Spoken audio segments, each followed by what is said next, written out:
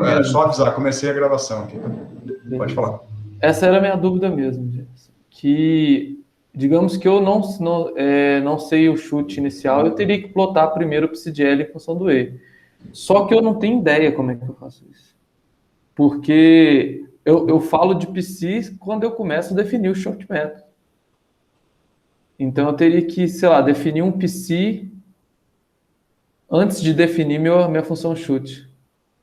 Não. A sua função chute, ela calcula o psi, né?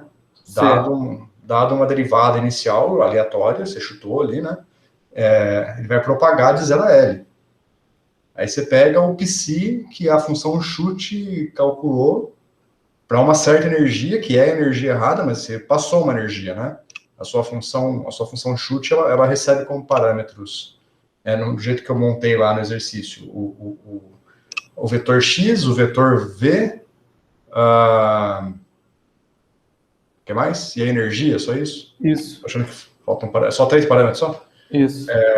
Então tá, então você passa o x, passa o v e passa a energia. Essa energia é uma energia qualquer. Então você vai né, variar essa energia para fazer o gráfico, e a função chute te retorna o psi daquela energia, mesmo que ele não seja o psi correto. Ah, Não é um entendi. estado. Então, E aí você vai usar ele. De todo jeito eu tenho que chutar. Não tem como eu dar um chute.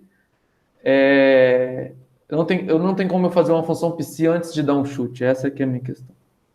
Não. Esse é o método. O método para encontrar o psi é esse. É você ir chutando Perfeito.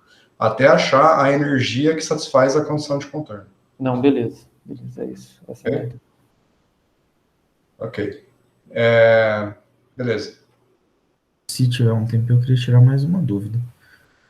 Pode falar. É já para o método de Monte Carlo, variacional. Eu não consegui, se eu tiver alguma dica, é porque eu não consegui, tipo, fazer uma perturbação na função de onda em um ponto só.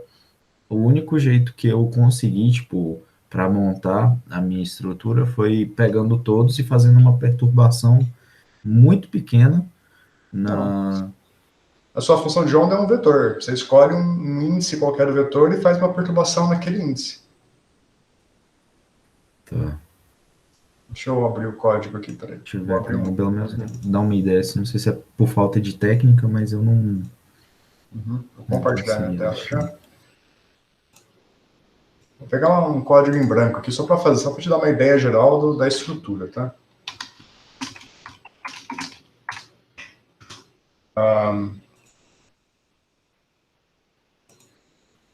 Certo. Então, imagina que você tenha... Bom, vamos definir aí um certo número de pontos n... Pegar um número pequeno, só para a gente poder visualizar, tá? 5. E vamos definir um psi inicial como sendo um vetor de uns de 5 componentes. Então, meu psi é isso aqui. Certo? Agora, bom, vamos fazer primeiro manualmente. Digamos que eu queira pegar a componente 2, né? 0, 1, 2. Então, a terceira componente é a componente 2. Lembrando que sempre começa de 0 a contagem. Então, eu quero pegar esse cara aqui e quero aumentar ele de 10%. Certo? Então, eu posso fazer, tipo, psi 2 igual a psi 2 vezes 1.1. Isso é aumentar de 10%. Né? Então, tá. Aí, quanto que tá o psi 2 agora? Ops, perdão. Vou deixar o psi inteiro. Olha lá. Então, eu flutuei este ponto de 10%. Mas eu fiz isso manualmente, né? Escolhi o 2 na mão e fiz isso. Agora, você quer aumentar de 10%, não o psi2, mas um ponto aleatório. Né? Então, vamos começar de novo aqui. E o que eu vou fazer agora é usar o... choice. Isso. Random. Aí pode ser o random choice. Pode ser o random choice, ele vai te dar o random choice vai te retornar um índice, um elemento de uma lista, né?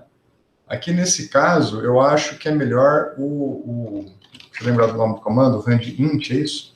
Randint, que ele te retorna um inteiro entre dois limites. Tecnicamente é equivalente. Se a sua lista for uma lista de inteiros, vai ser equivalente ao choice, certo? Mas aqui você não tem que passar a lista, né? O random int você passa o limite inferior e o limite superior, tá? Bom, na prática, se você não passar o limite, se você passar só um limite, ele assume que o de baixo é 0, né? Então aqui ele chama de low e high, mas você pode, de duas formas, você pode pôr low igual a 0, high igual a n, ele vai te retornar um inteiro entre 0 e n, sem incluir n, certo? Ou você pode simplesmente, mais curto, random int n, ele vai fazer a mesma coisa, vai te retornar um inteiro entre 0 e n, sem incluir n. Certo? Tá repetindo várias vezes, porque o n é pequeno, né? Então acaba que é difícil de ver a aleatoriedade. Então é isso. Então eu vou pegar, vou falar que eu vou sortear um ponto i, e aí eu vou fazer a mesma coisa. Psi de i igual a psi de i vezes 1.1. E aí vamos imprimir na tela o psi inteiro. Então, ó, zerei aqui, meu psi está inteiro de 1 de novo. Agora eu vou executar. E, bom, por coincidência, ele trocou o 2 de novo, né? Mas eu posso rodar de novo esse cara aqui. Agora ele aumentou esse, de 10%. Se eu rodar de novo, agora aumentou esse. Certo? E por aí vai. Aumentou de novo do centro aqui, por coincidência. E tal. E vai indo. De novo do centro. A distribuição uniforme aqui não está muito uniforme, não. Está indo várias vezes no central aqui, né? Mas são poucos números, né? Então essa é a brincadeira. A única coisa que eu chamo a atenção é que isso daqui eu fiz para ilustrar, mas não é a forma adequada. Porque lembra que no método de Monte Carlo você precisa fazer a alteração, verificar se você calcular a energia e verificar se você vai acertar ela ou não. Então, se você faz a alteração aqui direto no vetor, você perde o vetor original, né? Aí, se você quiser voltar atrás, você não consegue. Então, a maneira mais adequada, eu vou zerar de novo aqui, começar do zero aqui de novo, tirar esse excesso aqui de baixo só. Então, o mais adequado seria fazer o seguinte, você sorteia um ponto aleatório, aí você faz uma cópia do psi, então, por exemplo, new psi igual a np.copy psi, então a gente vai fazer uma cópia, tá? E aí você faz aqui no new psi, sim, você faz new psi i, aí você pode deixar mais curto e fazer isso aqui, né? Se quiser. É a mesma coisa que o outro código. O vezes igual, ele multiplica o próprio elemento pelo que você passar ali na frente, tá? Para ficar mais curto, você pode fazer assim. E se você quiser deixar essa porcentagem, né, o quanto que você quer flutuar, deixar como um parâmetro que é mais adequado, né? Vamos criar um parâmetro P aqui, que vai ser essa porcentagem. Vou chamar de 0,1, 10%, né? Ou já, 10%, para ficar mais claro, né? Aí você pode trocar aqui e escrever 1 mais P, para deixar claro que é a porcentagem que está flutuando. Ela fica como parâmetro aqui em cima, bonitinho. E aí a gente escreve aqui o new psi, então flutuou de novo do centro, e o psi não foi alterado. Tá? Perceba que se você não fizesse a cópia, você não tinha como voltar para o vetor antigo, né? Mas não só isso. Se eu deixar assim, ó, isso aqui não é uma cópia. Tá? Isso aqui é delicado, porque não é uma cópia. Se eu rodar assim, ó, alterou de novo do centro, e ó, o psi também alterou. Então, quando você faz a equivalência de dois arrays, né, array new psi igual a array psi, ele não está criando um novo array. E essas duas variáveis, elas apontam para o mesmo endereço de memória. Tá? Isso é muito claro para quem está acostumado a programar em C, em Fortran, que você tem acesso ao endereço de memória e não à variável. Para quem está trabalhando em Python, isso é um pouco escondido. Então, isso vai acontecer sempre que você trabalhar com vetores, arrays do NumPy. Tá? A igualdade não é uma cópia. A igualdade está dizendo que essa variável vai acessar as mesmas variáveis dessa daqui. Isso é muito útil em vários lugares. Muito útil mesmo. A gente não viu nenhum caso onde isso é para valer útil, mas é útil. Mais para frente eu tento passar um exercício onde a gente consiga ver essa utilidade. Mas, apesar de ser útil, se você bobear, acaba ficando confuso, né? Então, tomar cuidado que quando você quer salvar o estado, né, tem que fazer o npcopy. Aí sim você altera a nova variável sem alterar a anterior. Então não esqueçam do npcopy nessas situações. Ajudou? É isso? Aí você consegue Sim, agora? sim, é isso mesmo. Tá. Obrigado. Beleza. Mas, igual eu estava falando antes, o choice, tecnicamente, neste caso, o choice seria a mesma coisa se a sua lista fosse uma lista de inteiros entre 0 e n. Certo? Mas o handint é mais apropriado porque é mais direto ao ponto, né? Você não tem que criar uma lista, evita um overhead aí de variáveis desnecessárias. Ok? Beleza, gente. Mais alguma dúvida? Eu tenho um, professor. Diga. Quando eu estou calculando o primeiro estado, né, que é uma gaussiana, aí eu estou obtendo a gaussiana, só que a energia ela está dando 5.000 em vez de dar 50. Você está usando K igual a quanto? Quais são os parâmetros que você está usando? É, é, 1 é elevado a 4, né, que é 10. Então, acho que está certo, porque depende dos parâmetros, né? Acho que quando eu fiz os exemplos originalmente, eu escolhi umas unidades ruins em alguns casos, depois eu corrigi. Então, toma cuidado que a energia, né, é n mais meio de h barra omega. A gente está usando h barra igual a 1 e massa igual a 1, né? E o ômega, como é que é? Me lembrem aí? O ômega ao quadrado é k sobre m, né? É isso? Ômega ao quadrado é k sobre m, mas o m é 1. Então, o ômega ao quadrado é k, ou seja, o ômega é raiz de k. Então, se você colocou o k igual a 10 a quarta, o ômega é 100. Então, está dando n mais meio vezes 100, a sua energia. Então, a primeira vai ser 50, provavelmente. Às É vezes isso, tá também vendo? tem o L, né? Que o certo seria de 0 a 1, às vezes a gente faz de 0 a 10, por exemplo. Ah, pode afetar isso também, depende do... Bom, Eu acho que o importante mesmo assim, a gente teve a mesma dificuldade, só que tava tipo dando 0,50, 1,5. É mais o importante como varia, né? Que ele tem que variar, tipo, o certo é de 50, 150, 250. Aí se você ver os é, outros padrões, é só mesmo isso. uma questão de. Mas depende do K, você pode consertar isso escolhendo o K. Quanto que está dando, quanto que tá dando energia, Jefferson? Esqueci o valor que você falou da energia. 5.000 todo, 5 assim. mil tá dando É, energia? Ah, não, aí tá muito ruim.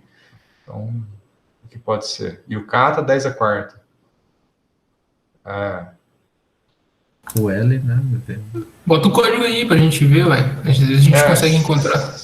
se quiser compartilhar o código, a gente dá uma olhada. Vou parar de compartilhar a minha.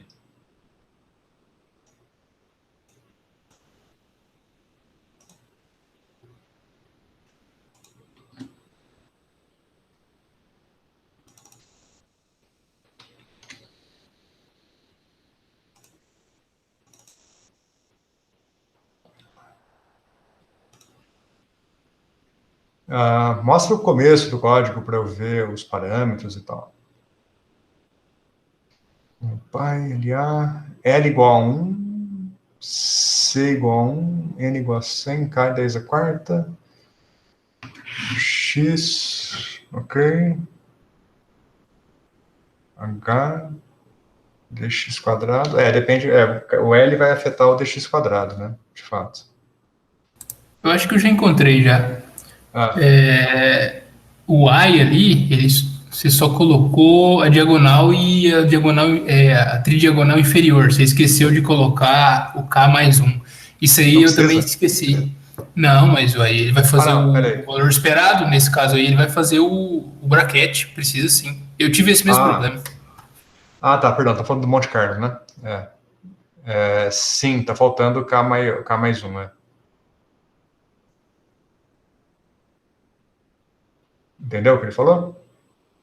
sim, agora entendi. Eu vou ajeitar aqui para ver. Tá. É porque no outro caso só precisa do triângulo inferior, né? Aí a gente acabou não colocando.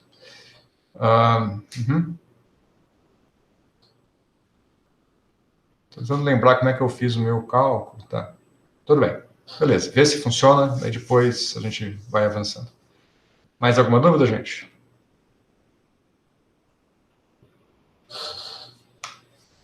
Tudo bem? Ok. Certo. Então, hoje eu queria falar da transformada de Fourier. Vocês não acabaram ainda o cálculo de Monte Carlo, estão avançando, mas a transformada de Fourier é um assunto que demanda umas 2 ou 3 aulas para a gente discutir em detalhes, tá? Pelo menos. É um tópico bem delicado e extenso, tá? Então, eu vou começar com a parte de fundamentos hoje. Não vai ter muito exercício para vocês fazerem ainda, então vocês podem continuar com esses. Então, eu vou começar Fourier hoje, vou falar mais de Fourier semana que vem, e aí na semana que vem eu passo um exercício, que aí já vai acumular um pouco de matéria suficiente para ter o que fazer, tá? Então, acho legal a gente começar já a falar de Fourier, mesmo que não tenha acabado a atual lista, porque já vai adiantando os fundamentos, ok? Vamos lá? Bom, a aula que eu vou falar com vocês hoje aqui é praticamente a mesma que eu dei ontem para a graduação. A única diferença é, vamos ver as dúvidas que vocês vão ter, tá? Mas é o mesmo vídeo de ontem, no final das contas, as mesmas notas de aula. Qualquer dúvida, vocês me interrompem aqui e a gente vai discutindo. Eu vou tentar ir um pouco mais rápido com vocês do que eu fui com a graduação, porque eu acho que vocês estão mais familiarizados com transformada de Fourier do que eles, né? Mas se alguma coisa não tiver clara, vocês me interrompem. Eu não vou tentar ir tão rápido, não. Vou passar por tudo, só vou apresentar um pouquinho mais rápido do que eu falei com eles. Certo? Qualquer coisa, me interrompa. Opa, perdão. Internet. Ixi, fechei meu tablet sem querer. O cabo saiu.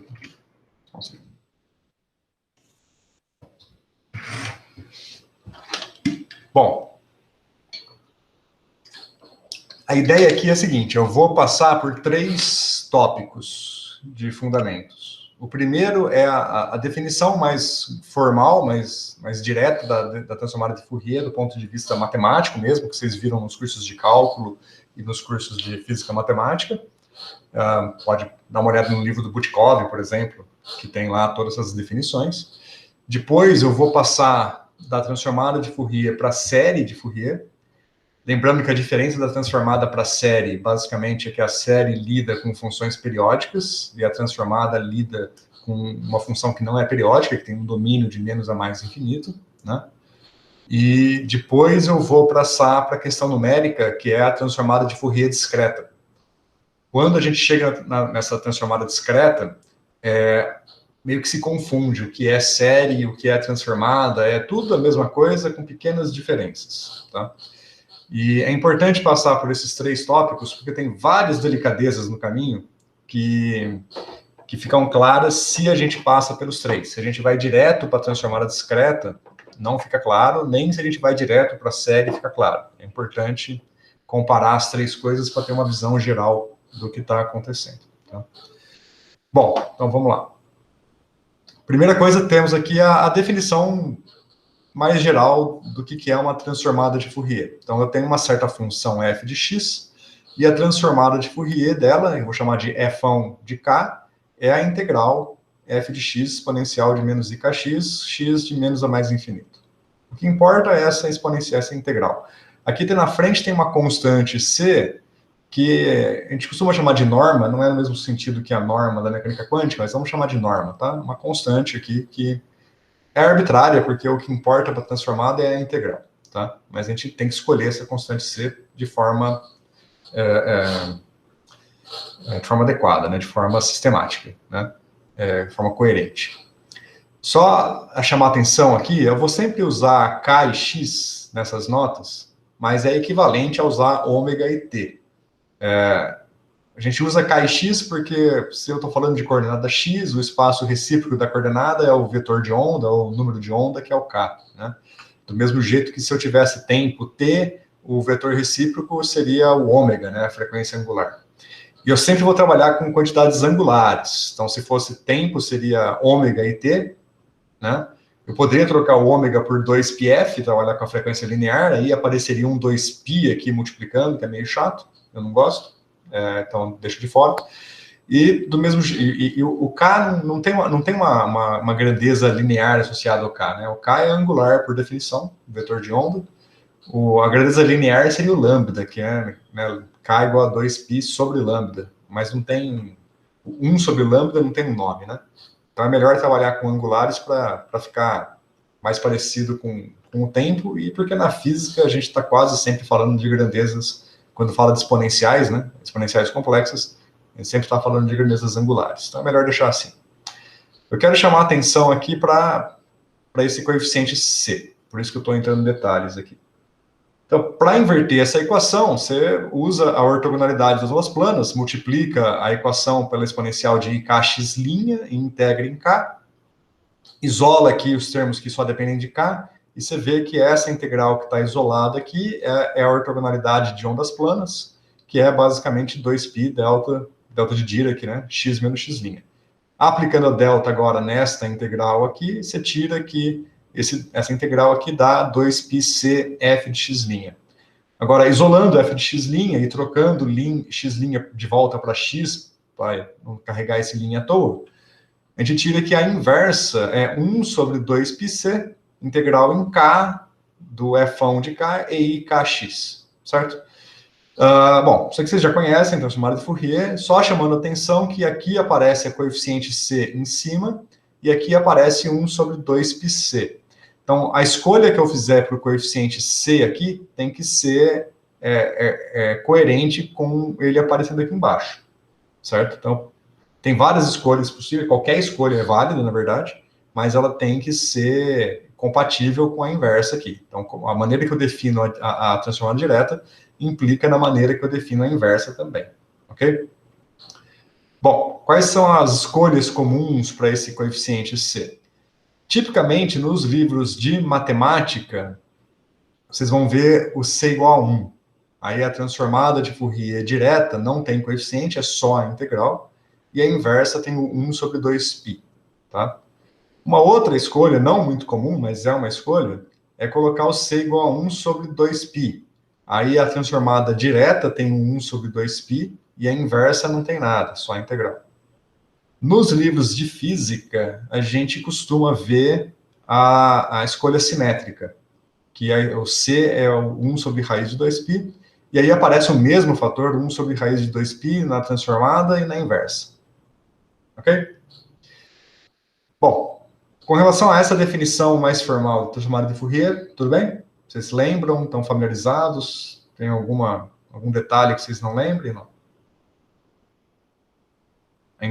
A ortogonalidade de ondas planas, tranquilo? Ok. Vamos lá, então.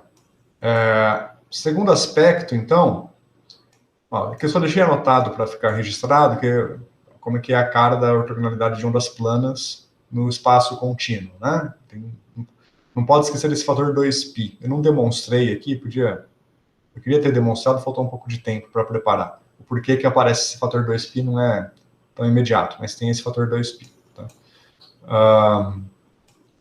Agora vamos lá, agora para a série de Fourier, que é o caso das funções periódicas. Então, o que a gente vai considerar agora é a mesma estrutura, né, de cima, só que a nossa função f de x agora ela é periódica com um período L maiúsculo. Tá? Então, f de x mais L é f de x. Bom, vocês devem ter visto em estado sólido, na graduação, que se uma função é periódica, eu posso escrever ela nesta forma. Né? O f de x é uma amplitude A, uma somatória, os coeficientes da somatória eu já vou chamar de f de kn, para ficar com a cara da transformada de Fourier. E aqui a exponencial de knx. Né? Por que isso daqui? Essa aqui é a forma mais geral para uma função periódica qualquer. Tá? Percebam que, de fato, ela é periódica e ao ser periódica, implica uma restrição no K. Veja que aqui eu deixei o K como uma grandeza discreta, né? É um Kn, K-índice-N, onde N é um inteiro, em vez de ser um K contínuo, né? Lá em cima, na transformada de Fourier, o K é contínuo. Aqui, a condição periódica de contorno, né, ela implica uma quantização do K. Só alguns K, só os Ks discretos vão ser permitidos. Isso é necessário pelo seguinte, imagina essa equação aqui, mas não f de x, mas pensa no f de x mais L. Se eu colocar aqui x mais L, vai aparecer aqui na exponencial x mais L, aí eu abro a exponencial em duas, vai ter o EIKNX e vai ter o EIKNL, que é o que está aqui embaixo. Agora, para que a função seja periódica, o EIKNL tem que ser 1. E para que esse cara seja 1, o K tem que ser N delta K, onde delta K eu estou chamando aqui de 2π sobre L, e o N é um inteiro qualquer, positivo, negativo, zero, qualquer inteiro. Né? Então, a condição periódica implica a quantização do vetor de onda K. Tranquilo? O x continua sendo uma variável contínua no domínio de 0 a L. Tá? Ou qualquer domínio, mas um domínio de intervalo L. Né? Vamos pensar de 0 a L para facilitar a vida. Tudo bem? Ok. Bom, ninguém está falando, mas estou assumindo que está tudo bem. Né? Beleza, então essa é a definição da série de Fourier. Agora, só chamar a atenção que a série de Fourier, ela retorna para a transformada de Fourier quando a gente toma o limite de L indo para infinito. Quando você toma o limite de L para infinito, a função deixa de ser periódica, né? Ou tem período infinito, que é a mesma coisa que não tem período. Mas quando você toma o limite de L igual a infinito, o Elão vai para infinito aqui, o DK, o delta K vira um DK, vira um infinitesimal, né? E aí a gente pode fazer o truque usual, que aparece muito em estado sólido também, que eu pego esta definição da série aqui, multiplico por ΔK em cima, divido por ΔK aqui embaixo. Esse ΔK que está aqui fora, eu troco pela definição 2π sobre L, apareceu aqui. E esse ΔK que eu pus dentro da somatória, eu troco pelo infinitesimal dk. Com isso, a somatória fica com cara de integral, né? A definição de integral. No limite em que o ΔK vai a zero, esta soma é a definição de integral lá em cálculo. Né? Então, o f de x fica com essa cara. Se vocês compararem esta expressão com a definição da transformada de Fourier que eu coloquei ali em cima, com a definição da inversa, vocês vão ver que isso daqui é exatamente a inversa. A única coisa é que tem que identificar esse coeficiente aqui, ó, AL, como sendo 1 sobre C. Então, o C que aparecia lá, agora é 1 sobre AL aqui. Mas fora essa troca de variáveis aqui, o A é uma variável arbitrária, o C também. Então, estou trocando uma variável por outra, não tem o menor problema. Né? Então, insisto, quando o L vai para infinito, a série de Fourier vira a transformada de Fourier. Bom, então, vamos usar a mesma técnica para extrair da série de Fourier quem é o f de Kn. Então, o que eu vou fazer? Vou multiplicar essa expressão aqui toda pela exponencial complementar e integrar. Igualzinho a gente fez lá em cima. Então, beleza. Peguei aqui, multipliquei por E menos IKM, diferente de N. Integro de 0 a L. Basta ir de 0 a L agora, porque a função é periódica, não preciso integrar no domínio inteiro. Esse processo, isolando as variáveis aqui, eu fico com essa integral agora. Agora, note que essa integral aqui, como ela não vai de menos a mais infinito, ela vai de 0 a L, essa integral vai me dar uma delta, mas é uma delta de Kronecker agora, uma delta discreta, nos índices Mn, em vez de ser a delta de Dirac, que aparecia ali em cima, e aqui aparece a norma aqui da delta é o L agora, e não o 2π. Né? Percebe que quando a exponencial vai a zero aqui, né, quando Kn é igual ao Km, a exponencial vai a zero e a integral da L, por isso que aparece a norma L aqui. E a delta é 1 quando os índices são iguais, né? Então, aplicando isso daqui agora, a gente chega que essa integral é ALF de Km, então o coeficiente f, aí trocando M por N, o coeficiente f de Kn tem a cara da transformada direta.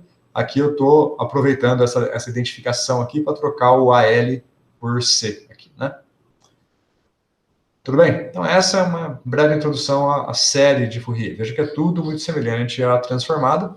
A única coisa que eu quero chamar a atenção aqui é que, ao assumir que a função que a gente está trabalhando é periódica, o K foi quantizado.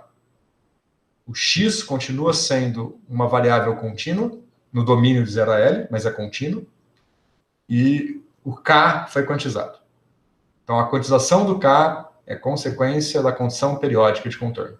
Ok? Tudo bem? Beleza. Positivo. Agora vamos para a parte que é o que é de fato implementado nos códigos numéricos. Então, toda vez que a gente for falar de transformada de Fourier numérica, o que está sendo feito, na verdade, é a transformada de Fourier discreta.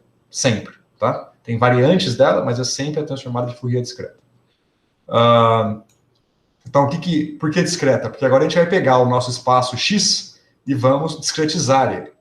Então, o X, vamos pensar no domínio de 0 a L. Então, eu vou quebrar ela em pontos discretos, com um intervalo ΔX. E aqui eu tenho que escolher os índices do meu XJ, né? Então, eu vou transformar o X num X discreto, XJ, e eu vou escrever isso como J ΔX. E aí o J, eu vou escolher ele indo de 0, então quando o J é 0, o XJ é 0, que é o limite esquerdo aqui. E o limite direito, que é o L, eu vou associar ao índice E não.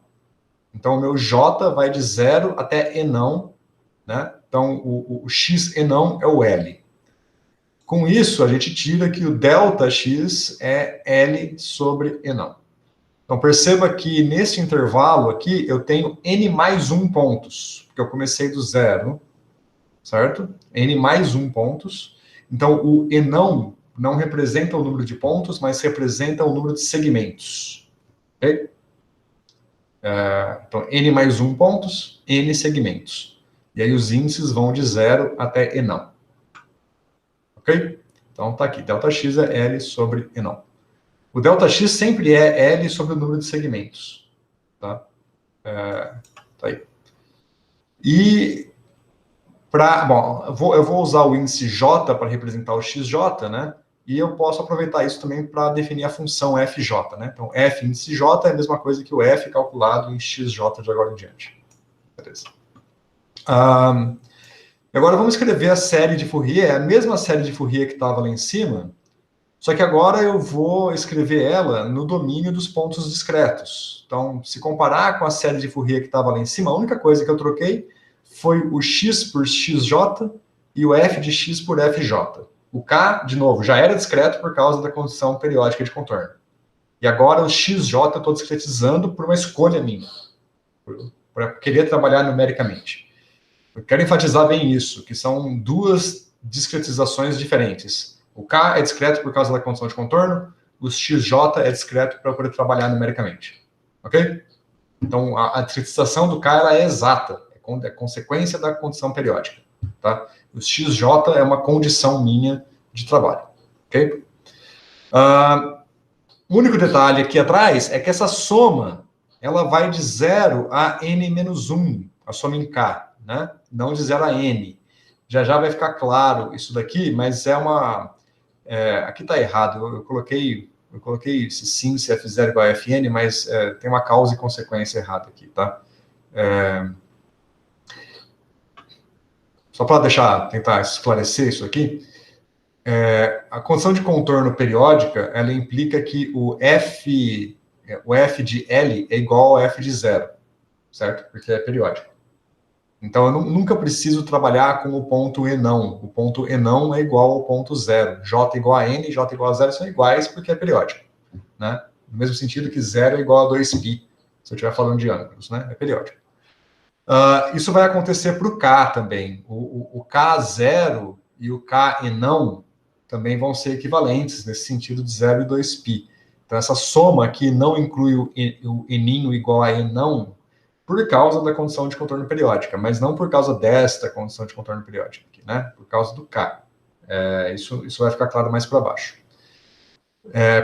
Perdão por essa bagunça, então, deixa eu repetir só para deixar claro aqui.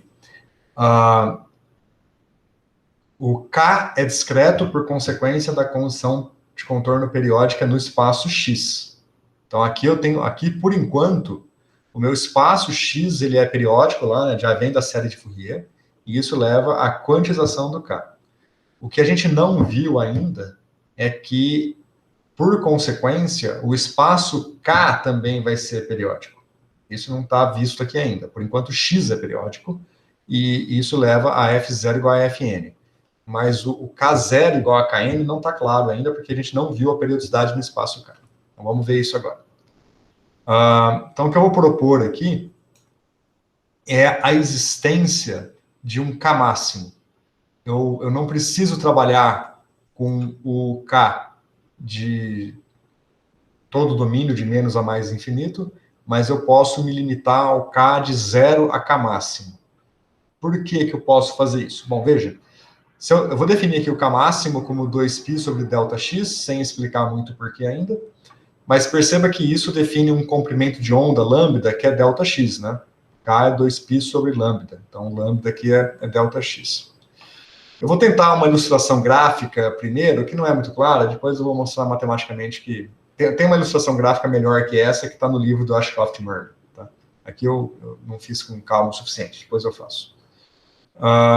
Mas imagine que eu tenho aqui em verde uma função seno de K máximo x. Então veja que ela passa por... O zero passa em 0, em ΔX e 2ΔX. Então o período, né, o comprimento de onda é lambda igual a ΔX. Se eu tenho agora o seno de 2K máximo, vezes x, ele vai ter duas oscilações entre 0 e ΔX, né? Frequência 2 vezes maior. Mas nos pontos discretos, eles são iguais. Né? É o mesmo valor em todos os pontos discretos. Isso é a origem, isso é o motivo pelo qual eu posso me restringir a um elemento periódico, né? Um elemento só de 0 a K máximo. Para tentar deixar isso um pouco mais claro, eu fiz essa continha aqui. Ó. Depois eu vou ter uma visão melhor desse gráfico aqui no Ashcroft Murray de novo, tá? Ela está bem clara. Pega essa conta aqui, ó. Exponencial de K. Aqui eu estou pegando um K qualquer. Pensa no K contínuo mesmo, tá? Vale para o K contínuo e para o K discreto. Então aqui eu deixei um K genérico, tá? Mais K máximo. Então, eu quero calcular essa exponencial de IK mais K máximo vezes XJ. Então, o que eu estou restringindo aqui é que o X não é mais contínuo, mas tudo que eu falar agora vale só para os pontos discretos XJ. Então, se eu pegar essa exponencial aqui, abrir em duas, vai ter aqui o EIK XJ e vai ter o IK máximo XJ. Agora, se eu abrir a definição, o K máximo que eu tinha proposto é 2π sobre ΔX, e o XJ é J ΔX. Cancela os ΔX e essa exponencial dá 1. E aí eu simplifico, o que sobra é só o EIKXJ. Ou seja, a exponencial de K mais K máximo é igual à exponencial de K vezes XJ. Sacaram? Isso vale para qualquer K. Então, se eu descrevo o meu sistema entre 0 e K máximo, qualquer coisa fora desse domínio se repete, é igual. Não tem diferença entre essa exponencial e essa. Então, isso implica uma periodicidade do espaço K. Então, assim como basta eu trabalhar no domínio de x de 0 a L, basta eu trabalhar no domínio de K de 0 a K máximo. De novo, incluindo 0 e não incluindo K máximo, porque o K máximo é igual a 0. Pensa no ΔX igual a 1, né? O K máximo é 2π. 0 é igual a 2π. Tá? Então, o K máximo é 2π sobre ΔX, e o ΔK, que a gente viu lá em cima, é 2π sobre L. Então, a discretização do espaço K, como consequência da condição periódica de contorno, é 2π sobre L, e o K máximo, como consequência da periodicidade do espaço K, é 2π sobre ΔX. Tá claro? Sim. Vocês já viram tudo isso em estado sólido de uma outra forma. Sim. Só acrescentar aqui, né? Tem a questão do F de K, né? Que em princípio você falou, a exponencial se repete.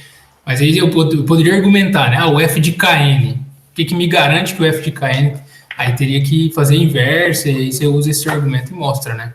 Só para assim, chamar a atenção, que isso é um ponto que às vezes... que o F de Kn é periódico. É isso? Isso. Sim. Você faz o inverso. Você vendeu o peixe da exponencial, né? Mas eu poderia falar, mas e o F de Kn, né? Aí sim, é só fazer inversa e tal. Isso, exato, obrigado. De fato, se você aplicar a inversa aqui, escrever o F de Kn em termos de FJ, aí você verifica que o f de kn também é periódico. Obrigado. Isso é importante porque a função de onda não é periódica, né? Tem a teorema de Bloch, né? Então, aqui, o f de x ser periódico implica que o f de k também é periódico. Mas a função de onda na equação de Schrödinger não é periódica. Tem uma fase de Bloch. Então, isso aqui vai valer para funções periódicas. Então, tem que tomar cuidado, né? Quando a gente chegar no teorema de Bloch, a gente revê essa questão. Ok.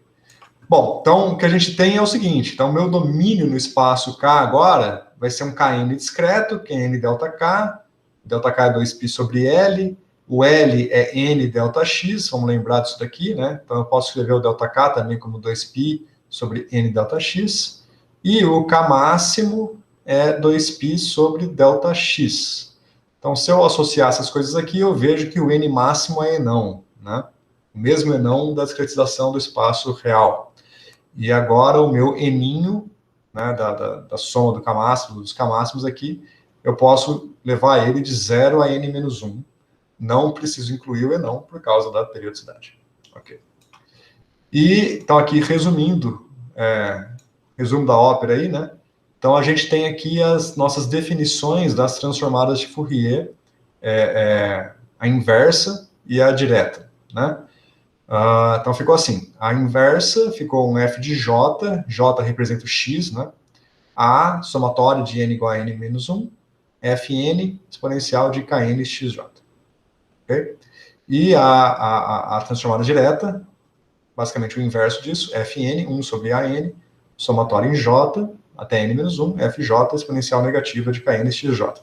E perceba que esse produto aqui, ó, kn xj, se eu pegar as definições do kn e do xj, que está aqui, ó, fica assim.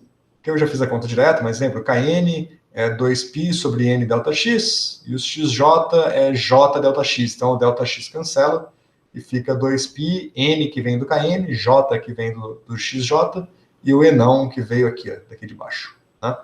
Então, fica esse cara aqui, cancela o delta x, fica só grandezas adimensionais. E resumindo aqui o espaço, então, nosso espaço x está definido num domínio de 0 a L, com um espaçamento delta x, e o nosso espaço K está definido num domínio de 0 a K máximo, com um espaçamento delta K igual a 2π sobre L, e um K máximo igual a 2π sobre delta x. É importante ter essa figura sempre na cabeça. Pelo seguinte, imagina que eu quero descrever a minha função no domínio x com um passo bem fininho. Se eu faço um passo bem fino, ou seja, com um número de pontos bem grande, então se o meu passo é fino, delta x é pequeno, o K máximo é grande. E se eu quero fazer um delta K bem pequeno, descrever o meu espaço recíproco com uma grade bem fina, eu preciso de um L muito grande. Então você perceba que os dois espaços estão intimamente relacionados por essas grandezas aqui. Delta x, o L, delta K e o K máximo. Né? Eles são totalmente interdependentes.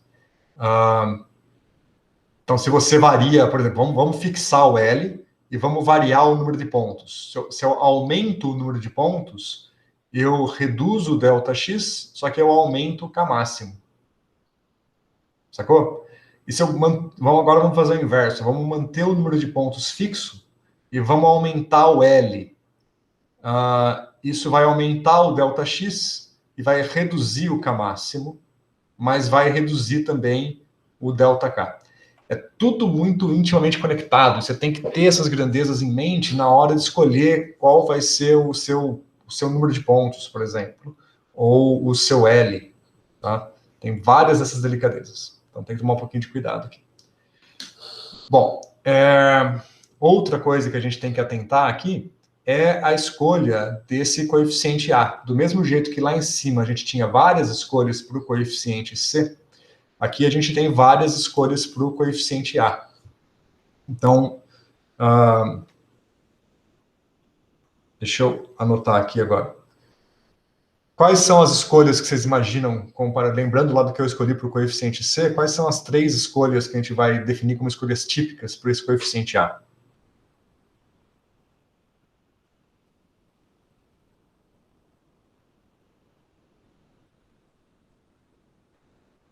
eu posso escolher o A igual a 1, né?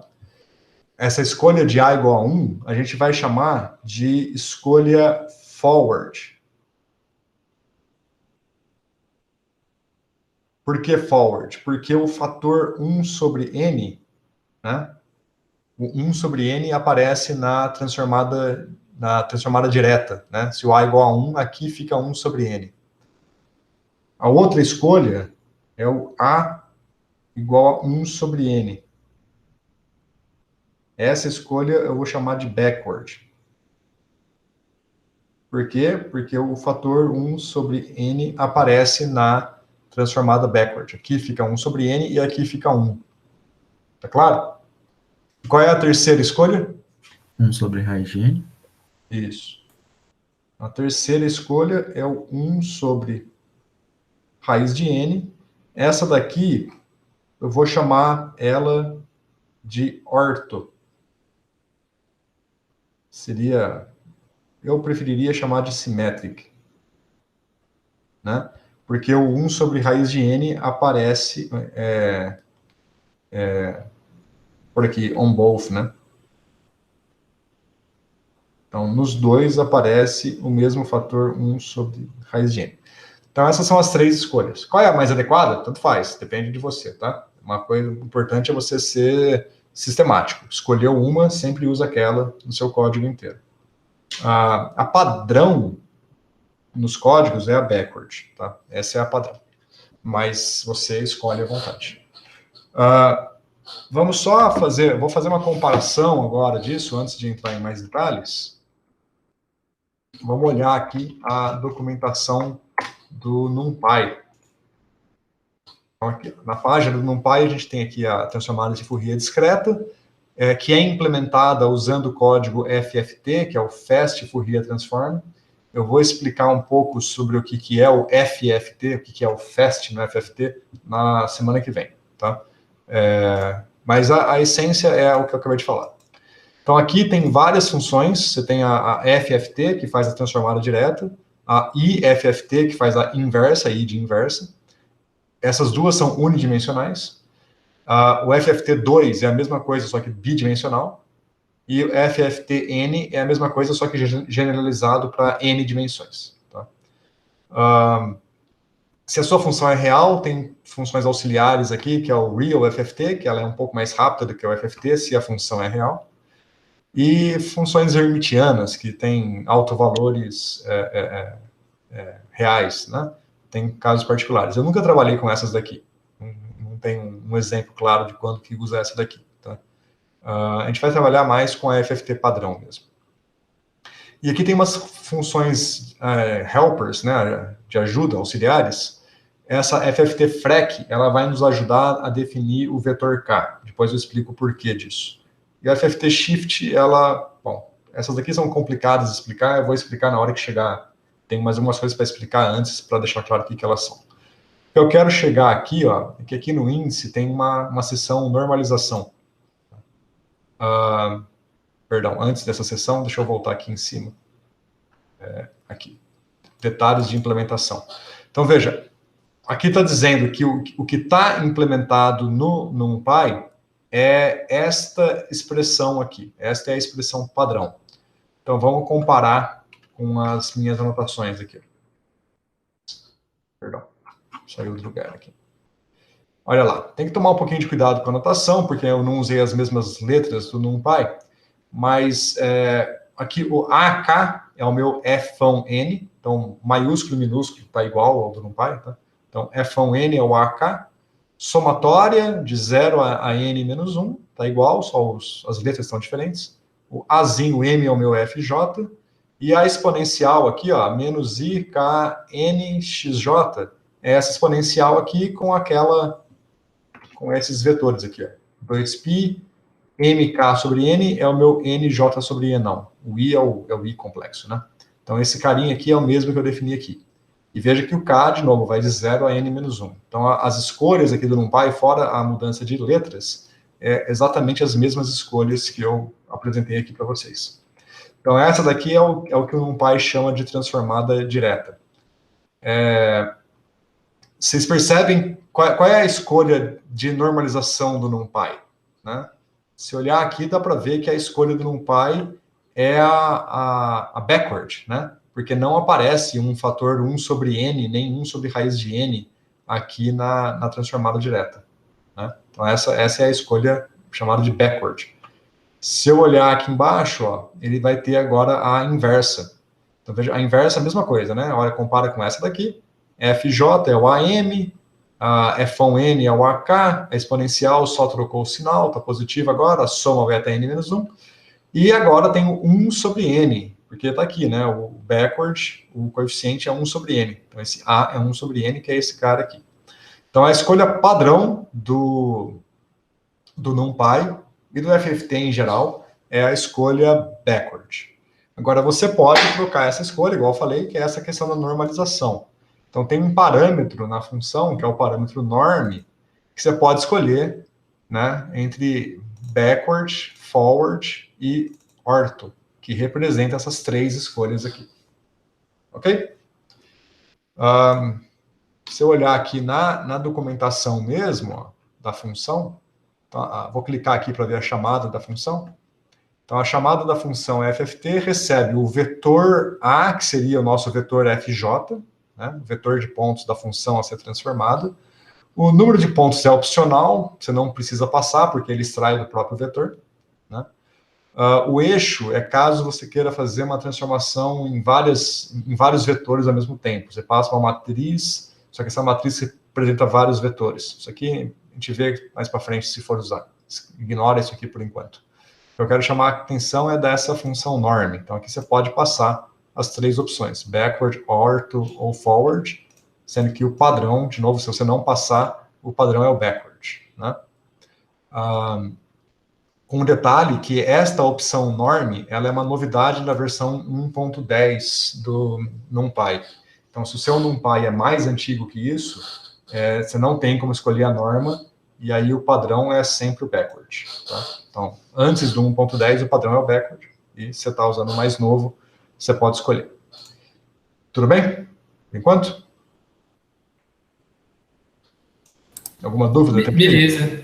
É só uma pergunta, curiosidade, assim, em termos de estabilidade numérica, tem alguma diferença importante? Tipo, porque uma coisa é você está utilizando um 1 sobre N, um N grandão ali, talvez, não sei, né? Só... Tem, sim. Por isso que eu prefiro usar o ortho, porque aí fica o mesmo fator nos dois, né? Mas depende muito do caso, você tem que ver qual é a intensidade das suas coisas. De fato, se a sua transformada, se o seu F for em números muito pequenos, carregar um 1 sobre N aqui na frente vai piorar a sua situação, né? E aí talvez você queira usar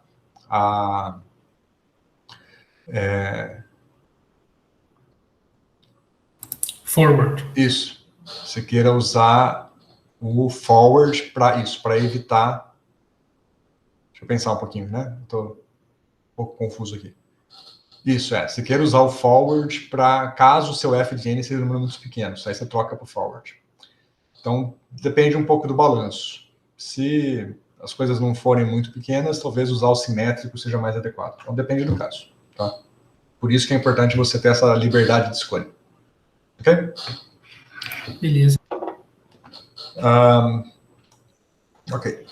Bom, vamos pensar agora num outro aspecto. Então, a gente tem essas grandezas aqui, né? Eu vou reescrever esse cara aqui embaixo, só para a gente ter em mente e poder discutir. Basicamente, vamos fazer um exemplo agora, mas vamos fazer um exemplo no papel, para tentar esclarecer um detalhe. Então, só vou escrever aqui o Fn, como sendo esta somatória aqui. Deixa eu só pensar no que eu quero fazer aqui para não fazer errado.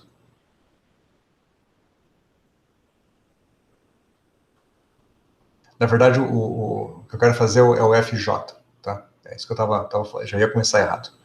Então, FJ é o A, soma em N, Fn, exponencial positiva, né? Então, só para deixar anotado aqui, a nossa transformada inversa é o A soma em N, Fão N, exponencial de I, Kn, xj. Agora vamos fazer um exemplo na mão, que vai ser da função seno. Então eu quero definir o meu f de x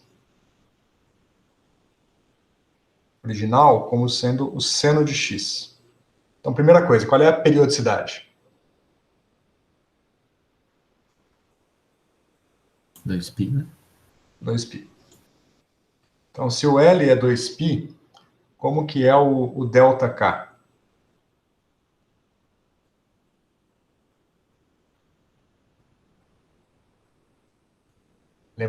Vocês lembram como é que era o delta K? Delta K É 1, vale 1. Vai ser 1, né? Isso. É 2. Então, delta K é 1 porque é 2π sobre L, né? Então, só para deixar claro aqui, 2π sobre L, então delta K é 1 nessa escolha. Um caso bem particular, né? Mas vamos lá, só para ter em mente. Então, o Kn, consequentemente, né, o Kn é simplesmente N, né? Ele é N delta K. Só vou deixar escrito explicitamente para não ter bagunça aqui. Então, o delta K, o Kn é o próprio N. Então, se eu escrever aqui em cima explicitamente agora, então a nossa transformada direta é A somatório em N exponencial de I, N, XJ.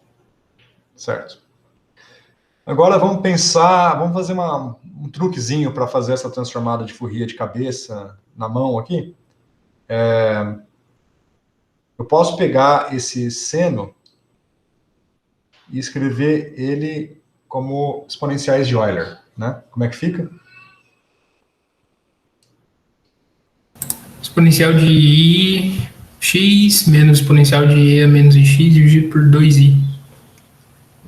Menos exponencial de menos ix dividido por 2i. Agora vamos abrir esse cara aqui. Então, eu passar o i para cima para facilitar minha vida.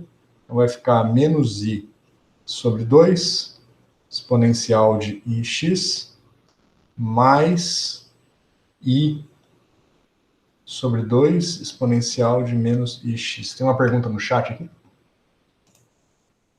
Não? Ué, eu vi alguma coisa aparecer aqui? Não vi o que é. Certo. Então, agora, se eu comparar esta expressão aqui com essa, eu consigo identificar os FNs que são finitos? Por exemplo, quem é o F0? Quanto que tem que ser o F0? Troca, para achar mais claro, troca x por xj, aí fica mais evidente, né? Põe um j em todo lugar aí. Só interessa os pontos discretos, né? Que ser 0, né? Isso, o F0 é 0, porque não aparece nenhuma exponencial com frequência 0 aqui, né? Independente de x. Então, F0 é 0. Quem é o F1?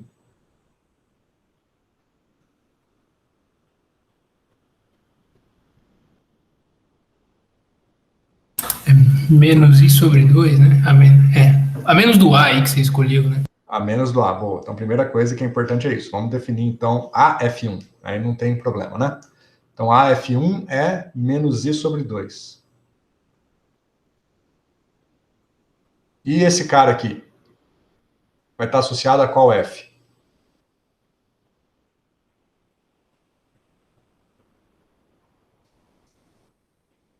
Tem uma pegadinha aqui, tá? Não estou fazendo à toa esse exercício, não. Esse cara está associado a qual F? Qual é o N que aparece na exponencial aqui? Seria menos 1, né? Mas aí você tem que ir para trás, né? Isso, exato. E aí então, você tem que encontrar. Então, a princípio, o que está aparecendo aqui é menos 1. Então, a gente gostaria de dizer que o AF menos 1 é I sobre 2. Tá claro para todo mundo isso? Só o Rafael tá falando? Os outros, tá claro isso? Tá claro. Mas qual é o problema do F menos 1? Ele não Essa tá linha no período. tá na frente, né? Porque aqui eu fui sacando, né? Eu coloquei a somatória e não coloquei os limites, né? Essa somatória vai de 0 0 a n menos 1. a n menos 1.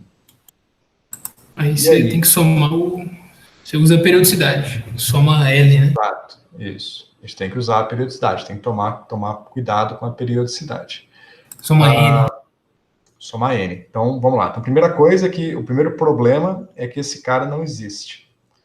O que o Rafael falou é uma ótima definição, né? A periodicidade em K implica uma periodicidade em N também, né? O índice N é periódico e a periodicidade em K é K máximo, a periodicidade em X é L e a periodicidade em N é E não. Então, bastaria eu somar E não. Mas vamos ver isso, eu queria mostrar isso de uma forma mais explícita.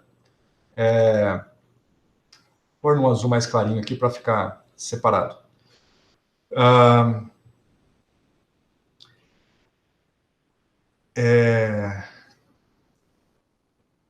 Perdão, só me localizar do jeito que eu queria fazer aqui. Tá, deixa eu fazer o gráfico que fica mais... Eu tenho o gráfico aqui em cima? Não, melhor eu fazer de novo aqui embaixo. Deixa eu fazer em marrom. Então, lembra que eu tenho o 0 aqui. Esse é o meu eixo K. Eu tenho aqui o K máximo. Mas o 0 está associado ao N igual a 0 e o K máximo está associado ao N igual a E não. Então, o que essa transformada de Fourier está nos dizendo é que, se eu pegar aqui o ponto 1, né? Eu vou usar os índices aqui embaixo, tá? Mais fácil para mim. Vou chamar aqui de K0 e aqui de KN, para ficar menos carregado o gráfico. Então, se eu pegar aqui o ponto K1, eu estou associado a ele, eu tenho o F1. Então, se eu vou fazer um gráfico aqui só da parte imaginária da transformada de Fourier. Então, neste ponto aqui, ela vale fazer assim, ó, um pontinho. Então, aqui eu tenho que o AF1 vale menos I sobre 2, né? Por isso para baixo, por ser negativo. E a gente... Mas isso aqui é verdade, né? A princípio, formalmente isso é verdade. Então, a gente tem um ponto aqui que está fora do domínio, mas seria o K menos 1, que deveria valer mais I sobre 2, né? Então, isso é o que eu gostaria de ver. Mas, nosso domínio, ele é periódico, então eu tenho que trabalhar agora. O que me interessa é o domínio que inclui o ponto K0 e não inclui o ponto KN. Então, quando eu estou aqui, eu dou um passo para a esquerda e saio do meu domínio, eu tenho que voltar por aqui, né? Então, o K0 é igual ao KN. Então, à esquerda do K0, eu tenho K menos 1. Então, este cara aqui faz o papel do K menos 1, né? Que é o K N menos 1. Então, é aqui que está essa função. Então, vai estar aqui. Então, o que eu espero é que o AF de N menos 1 seja mais I sobre 2. E aí, a minha transformada de Fourier, ela está definida neste domínio aqui. Tá? Esse é o domínio que a gente está trabalhando. Então, tem aqui a exponencial negativa e aqui a exponencial positiva. E com essa sacada, você pega todos os negativos, né? Que vai N menos 2, N menos 2. Exatamente, todos os negativos. E é uma consequência da periodicidade que o Rafael falou, né? Você pega N menos 1, soma N, cai em Kn menos 1. Né? É a periodicidade. Né? Vocês podem verificar isso também da seguinte forma. Se eu pegar a exponencial de... vamos pegar aqui de IKN menos 1 vezes XJ, Vamos colocar as grandezas explícitas aqui agora. O Kn-1, como o ΔK é 1, né? O Kn-1 vai ficar simplesmente N-1, né? Porque o K é N na nossa notação aqui. E o XJ é J ΔX. Certo? Mas o delta... Como é que eu quero fazer isso? Espera aí. O XJ... Um minutinho que eu me perdi aqui num detalhe.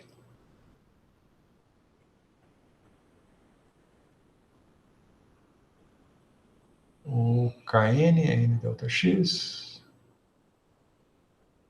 Isso, mas o delta X, perdão, lembrei aqui. O delta X eu posso escrever ele. Deixa o J aqui. Está muito pequena a fonte, dá para ler? Posso dar um zoom aqui. O delta X, ele é L sobre N, né? E o L é 2π, não é 2π sobre Enão. Então aqui eu vou pôr 2π sobre Enão. Vamos continuar essa conta aqui embaixo. Agora eu vou abrir esse N-1 em duas exponenciais, tá? Então vai ficar a exponencial de I, esse Enão cancela com esse Enão, e sobra 2πj. E a outra exponencial é a menos I, do menos 1 que está aqui, a J 2π sobre Enão.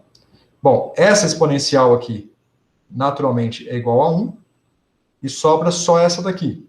Mas dessa daqui, percebe que este elemento aqui, J2π sobre N, é de novo o nosso XJ. Então isso daqui fica igual a exponencial de menos I XJ. Está aí a periodicidade. Temos que a exponencial de I, K, N-1, XJ é igual a exponencial de I, K, menos 1, XJ, que é o que a gente acabou de explorar. Certo? Então, essa exponencial negativa que está aparecendo aqui, que está faltando, ela é equivalente a essa exponencial positiva lá do outro lado do domínio. Tá claro? Sim. Beleza. Então, vamos fazer agora um exemplo aqui no Python mesmo. Vou tentar fundamentar isso aqui. Perdão, apareceu uma mensagem aqui. Ops, coloquei os dois do mesmo lado, aí não dá, né? Vou deixar assim, ó. Então vamos lá. Estou aqui importando o NumPy, a subbiblioteca FFT, eu vou chamar de FFT mesmo, e o PyPlot. Deixa eu pegar uma anotação aqui para não esquecer. Então vamos lá. Então vamos definir as grandezas que estão aparecendo, que são fundamentais aqui para a gente. Vamos fazer exatamente esse exemplo do seno. Então eu vou definir primeiro, vamos escolher um número de pontos. E vamos escolher um número de pontos pequenos, tá? 10 pontos, só para a gente poder visualizar bem os gráficos. E vamos definir o nosso período L como sendo 2 vezes np.pi. Quero deixar tudo por explícito aqui, quero ter vários detalhes importantes aqui atrás. O dx eu vou escrever como sendo L sobre N, que é o ΔX. Vou seguindo literalmente as mesmas definições dali. O ΔK vai ser 2 vezes π sobre L, que vai dar 1, né, naturalmente. E o K máximo vai ser 2 vezes npπ sobre ΔX. Então essas são as minhas variáveis fundamentais aqui que a gente definiu ao longo da discussão. Vamos definir agora um vetor de pontos x. E aqui entra já um detalhe importante. Então eu vou usar o linspace para definir o x como sendo um domínio de 0 a L com n pontos. Aqui tem um problema. Tá? Vamos ver o seguinte. Eu vou dar um print na tela aqui.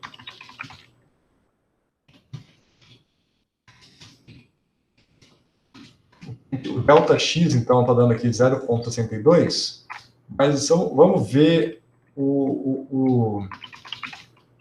os primeiros 3 vetores, primeiros 3 índices do x. Então, vou imprimir o x de 0 a 3. Olha só. Então, o delta x deveria ser 0,62. Mas o meu vetor x está 0, 0,69, 1,3. Esse cara aqui tinha que ser 0,62. Né? Por que isso está acontecendo? Tem alguma inconsistência na minha definição aqui. O que vocês acham que é?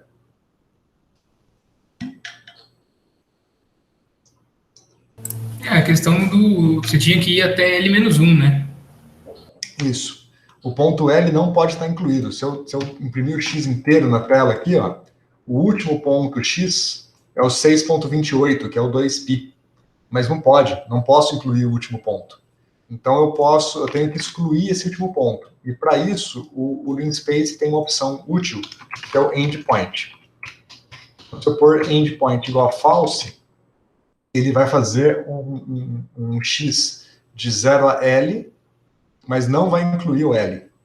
E aí, ó, tá lá, o delta x que a gente calculou é 0,62, e aqui de fato está certinho, 0,62, e vocês veem agora que o x para em 5,6, né? Não vai até o 6,28, não está incluído. Então, sempre que a gente for trabalhar com um domínio periódico, a gente tem que excluir o último ponto, passando essa opção do endpoint igual a false, se for construir o eixo x com o linspace. Ok? A mesma coisa vai ser importante para o vetor k. Vou construir um vetor k de forma ingênua primeiro, e depois eu vou voltar nisso mais para frente, talvez na aula que vem, tá? Mas vamos construir aqui do mesmo jeito, ó, vai ser um linspace de 0 a k máximo, com n pontos, mas do mesmo jeito eu não posso incluir o ponto final. Então, se eu imprimir aqui ó, o delta k vale 1, e vocês olharem o k, aí é 0, 1, 2, 3, e não inclui o k máximo é 10, né? 2π sobre delta x está dando 10 aqui, né? O L é 2π, o N é 10, então inverte ali. Então não inclui o 10, porque o k máximo está fora por causa do endpoint igual a false, e o delta k está certo, 0, 1, 2, 3, 4.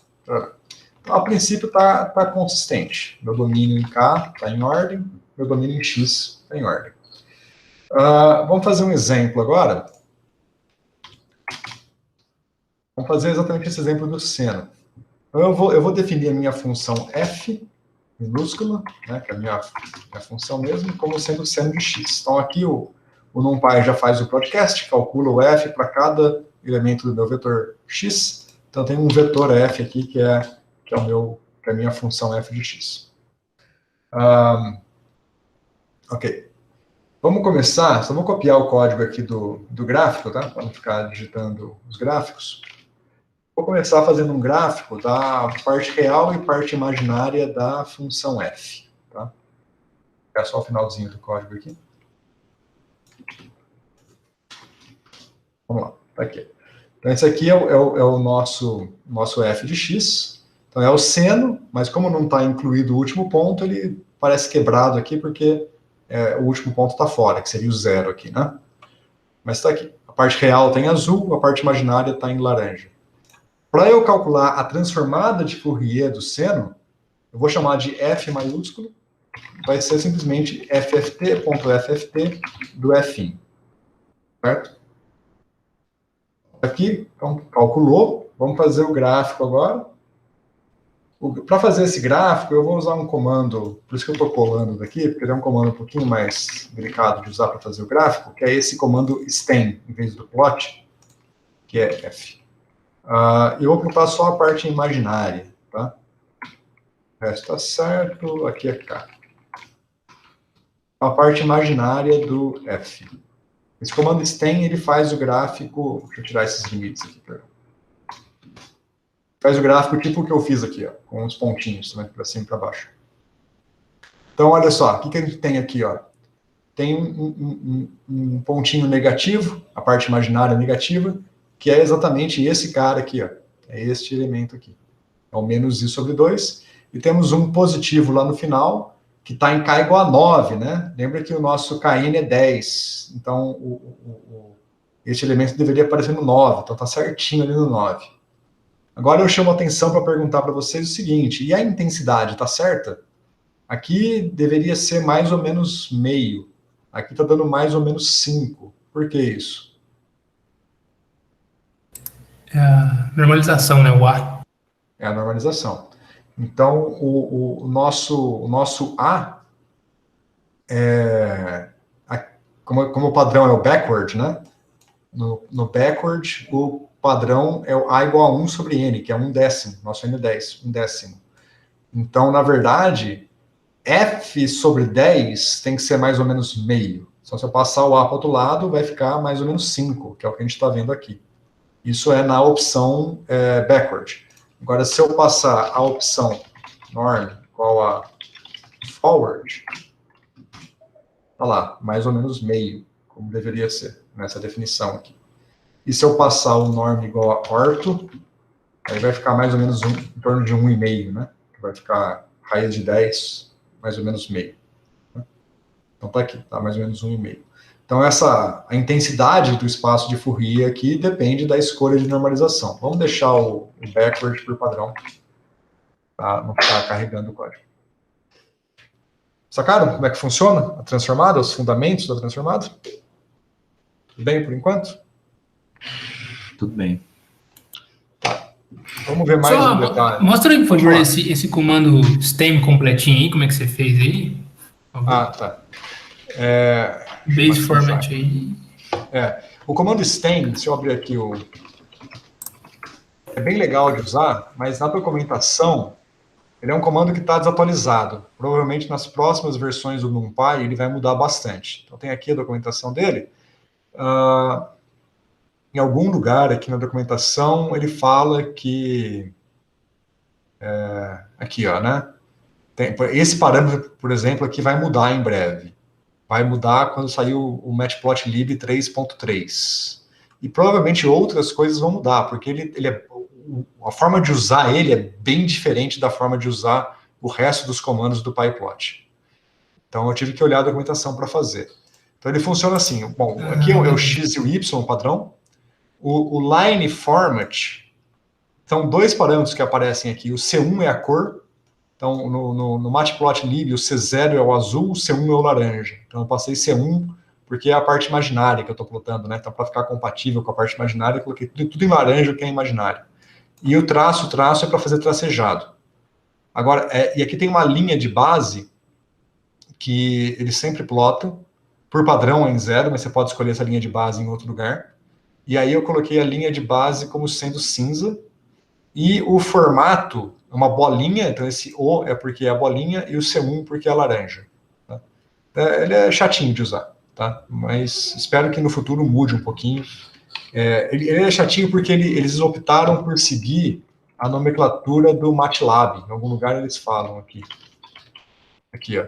É baseado na mesma sintaxe do MATLAB.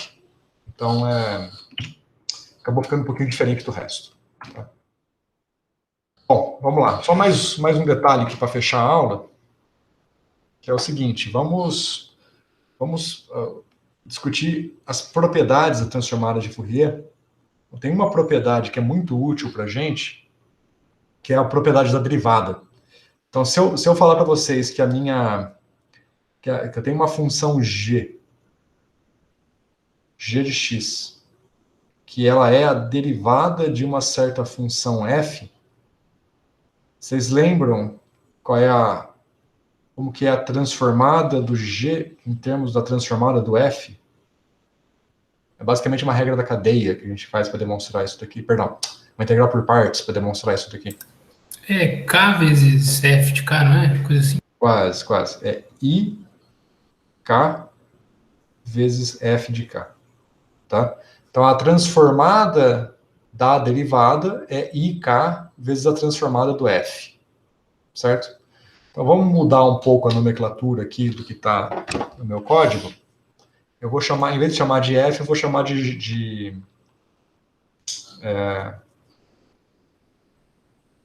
Eu acho que é menos IK, não é? Não, é mais de cá mesmo. Pô, Certinho. Perdão, como é que eu quero fazer aqui?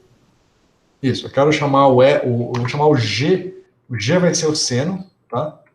E o Gzão vai ser a transformada do G. Certo? É assim que eu queria fazer? Eu acho que aqui tá. Eu acho que eu inverti as bolas do meu exemplo que eu tenho anotado aqui nas minhas anotações com o que eu acabei de escrever aqui. Eu queria.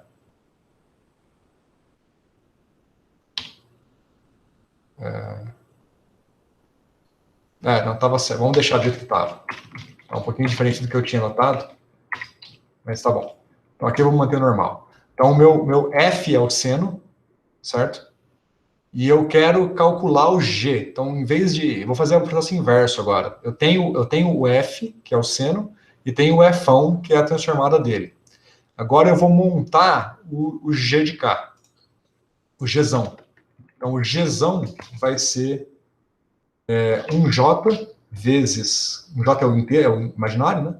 Vezes K vezes o F, que é o que eu tenho aqui. Isso aqui vai ser o meu Gzão. E eu quero agora calcular o Gzinho como sendo a inversa do G. Então, se eu calcular o Gzinho como sendo FFT.IFFT, a inversa, né, do Gzão, a inversa do Gzão vai ser o Gzinho, que vai ser a derivada do F. Então, esse meu Gzinho agora deve ser a derivada do seno, que é o cosseno. Aí eu vou fazer o gráfico aqui embaixo. Eu vou copiar, mas vou ter que trocar umas coisinhas aqui da minha anotação. Tá? Então aqui agora é o Gzinho na minha anotação. Tá? Bem, eu inverti as bolas aqui. Vou tirar esse cara aqui. E aqui é o Gzão. E aqui é Gzão. Então vamos lá. Não vai dar certo, vai dar errado. Deu mais errado do que deveria, perdão. Alguma coisa eu esqueci aqui. O KS é, cara. Beleza, o que aconteceu aqui, ó? Isso aqui deveria ser o cosseno. Até tá com cara de cosseno. Se olhar para a curva azul, até parece o cosseno, mas não tá certo, né? Tá errado. Para começar, a parte imaginária deveria ser 0 e a parte imaginária está com uma cara de seno aqui, né? A intensidade também está errada, está indo de mais a menos 5, deveria ir de mais a menos 1. E como que seria o gráfico da transformada de Fourier do cosseno? A gente viu que o seno é esse aqui, né? O seno é o negativo aqui e o positivo lá. Se eu tivesse feito a mesma coisa para o cosseno de x é meio da exponencial de x mais meio da exponencial de menos ix. Então, nesse gráfico de pontinhos, o cosseno deveria ser, aqui no 1, deveria ser meio, e aqui é o Kn, né? Vamos chamar de não só. Então, aqui no n menos 1, também deveria ser meio, né? E tem os outros pontos, que é tudo zero aí. Então, você percebe que tá bem errado, né? Esse cara aqui não tem nada a ver com isso daqui, que é o que deveria ser. Alguém tem ideia do porquê que deu errado? O porquê que deu errado é o assunto agora. deixa eu ver o que você fez. Eu perdi, eu tava escrevendo um código aqui, Tá. fazendo anotação. Desculpa. Eu peguei o nosso F, multipliquei a transformada do F por IK, do jeito que está aqui. Está aqui, ó. Esse Gzão é o mesmo Gzão que está aqui. E aí eu apliquei a inversa do G. A inversa do G deveria ser o Gzinho, que é a derivada do F. Então esse Gzinho deveria ser o cosseno. Mas não deu certo. E o porquê não deu certo é muito delicado. Alguma ideia?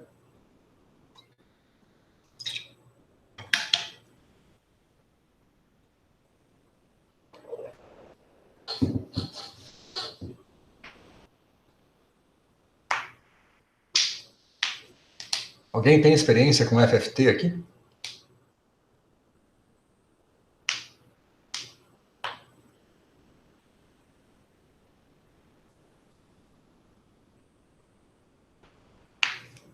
Lembra que tinha duas funções lá na documentação do NumPy que eu não discutir, né? E elas são úteis exatamente para essa questão.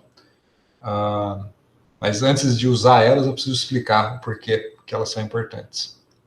Então tem alguma coisa que deu errado aqui, tá claro? Alguém quer falar alguma coisa? Alguém tem alguma ideia do que pode estar errado?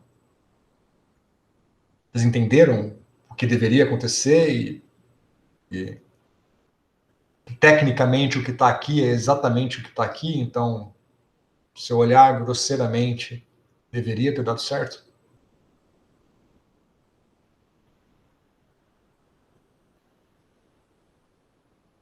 Tá claro, gente? Manifestem-se aí. Não O que vocês ficou acham? claro, eu só não consegui identificar ainda o que. Então vamos ver o que está errado. Ó. Vamos fazer um gráfico na mão aqui.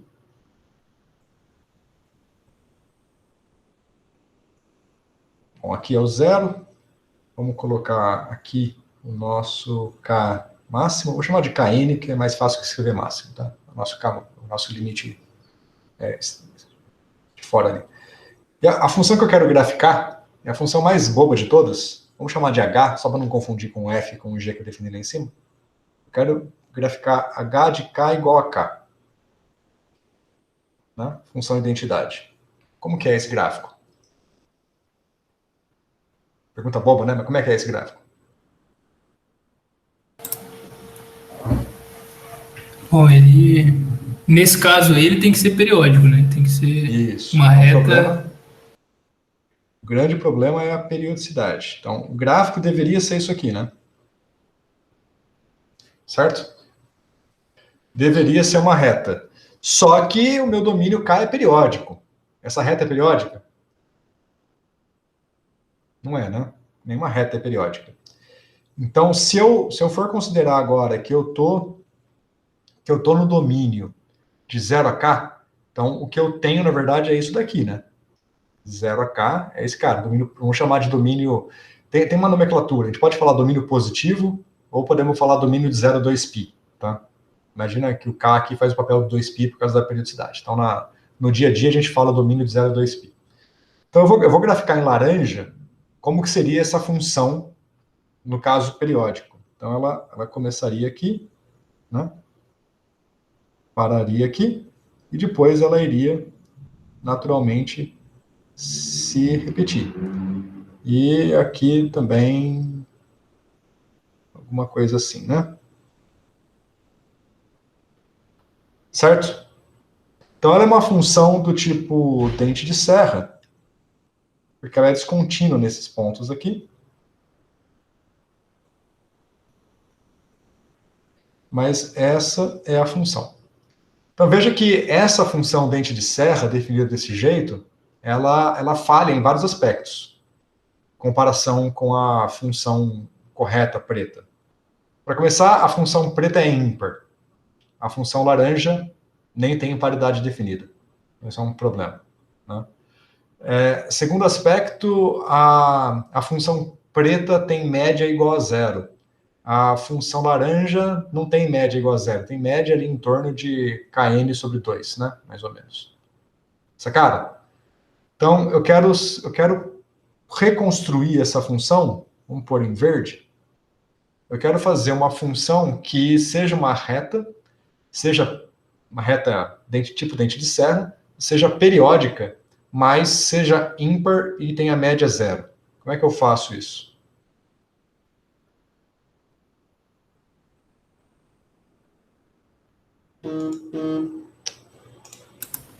Como que é a pergunta mesmo?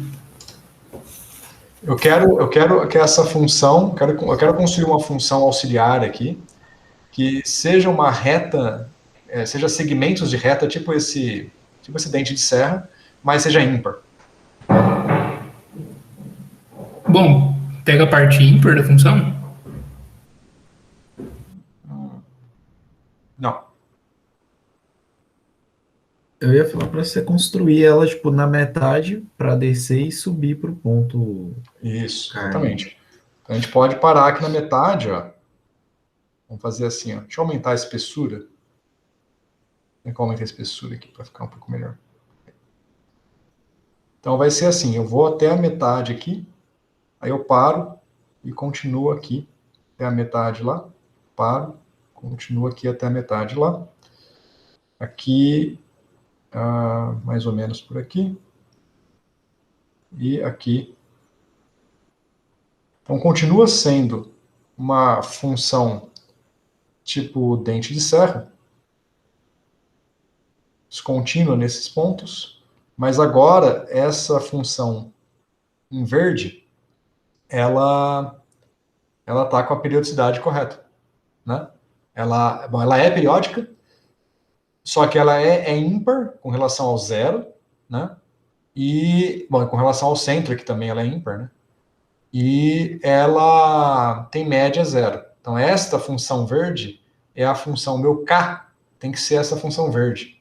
Eu não posso, ao multiplicar esse K aqui, ó, veja o que aconteceu. O K igual a 1, eu multipliquei por 1, basicamente, né? E o K igual a N menos 1, eu deveria ter multiplicado por menos 1, que seria esse cara aqui, né? Imagina esse gráfico aqui embaixo. Eu teria aqui o K igual a 1 aqui, e o K, perdão, se eu plotar, tem que plotar o do seno, né? Como é que era do seno? O seno é negativo aqui e positivo lá, né? Então aqui eu tinha no seno o menos I sobre 2, e aqui eu tinha o mais I sobre 2. Então, para obter esse gráfico do cosseno, eu quero multiplicar este ponto aqui por este valor, e este ponto aqui pelo negativo dele, né? Mas a mesma intensidade, aqui e aqui. É o que a reta preta me diz. Mas se eu multiplico pela reta laranja, né, eu estaria multiplicando... Bom, só lembrando, este ponto aqui, o equivalente dele está aqui, né?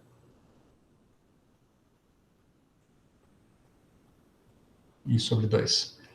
Então, aqui, com a reta laranja, eu multipliquei esta componente por este valor da reta e esta componente por este valor, muito maior. Sacaram? Por isso que o gráfico ficou assim, ó. Peguei este cara aqui, que era o I sobre 2, multipliquei por um valor pequeno aqui, ele ficou aqui, trocou de sinal por causa do I, né? I com I dá menos 1, veio para cima. E este cara que estava aqui em cima, eu multipliquei por esse valor gigante, ele ganhou uma puta intensidade aqui, ó. Não deveria. Deveria ter ficado simétrico, bonitinho. Sacaram? Então, se eu escolho a curva verde para fazer esse produto, aí eu multiplico pela mesma intensidade. Ó. A intensidade da curva aqui, fora o sinal, é a mesma intensidade da curva aqui embaixo. Só troco o sinal. Perceberam a importância dessa curva verde aqui? Uhum. Então, o truque é você construir essa curva verde. Aí, para fazer essa construção, é o que a gente, para isso que a gente usa aquelas ferramentas auxiliares que estavam lá na documentação do NumPy. Então, em vez de construir o vetor K deste jeito, eu não construo ele assim, eu construo ele usando a ferramenta, deixa eu mostrar aqui, ó, que é o ffp.ffp-frec. Ela é um comando para construir o vetor K. O único parâmetro que eu preciso passar aqui é o número de pontos. Tá? Eu passo o número de pontos, olha o que ele construiu aqui. Perdão, tem que passar o número de pontos, olha lá a minha documentação aqui. Isso. E multiplicar, eu tenho que multiplicar pelo ΔK. Tá? Por ΔK não, pelo K máximo. Desculpa. Esse cara vezes o K máximo. Aí sim. Olha lá o que ele construiu. Ele construiu um vetor aqui, ó, 0, 1, 2, 3, 4, e depois vem para o menos 5. Menos 4, menos 3, menos 2, menos 1. Então é basicamente isso daqui, ó. 0, 1, 2, 3, 4, menos 5, menos 4, menos 3, menos 2, menos 1. Então ele define um eixo que é basicamente um eixo rodado, né? Com essa estrutura aqui. Se você fizer o gráfico, ó,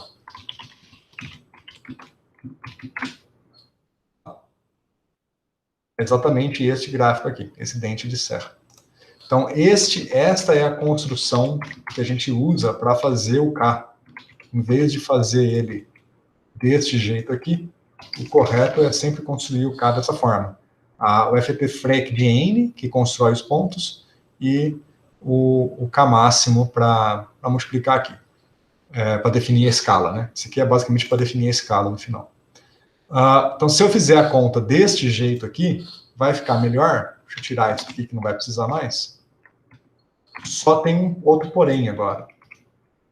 Então, aqui, pessoal, troquei aqui, continua a mesma coisa. Agora, o porém é o seguinte. Agora, esse K não está mais no domínio de 0 a 2π.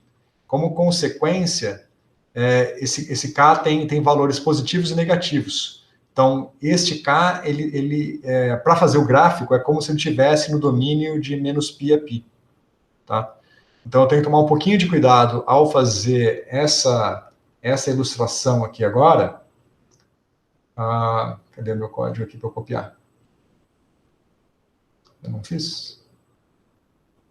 Não deixei pronto isso. Vamos rodar, depois eu conserto, então. Vamos ver se ele já faz. Já faz certo, né? Então, agora veja que, olha o que mudou agora. Agora os meus pontos estão perto, ó. Tá aqui o 0, o mais 1 e o menos 1. Automaticamente ele já rotacionou para a gente. E aqui o cosseno, ó, bonitinho. O pico positivo no mais 1 e o pico no menos 1 também positivo. E olha a cara do gráfico. O seno e a derivada, que é o cosseno. Tudo, e a parte imaginária igual a 0. Sacaram?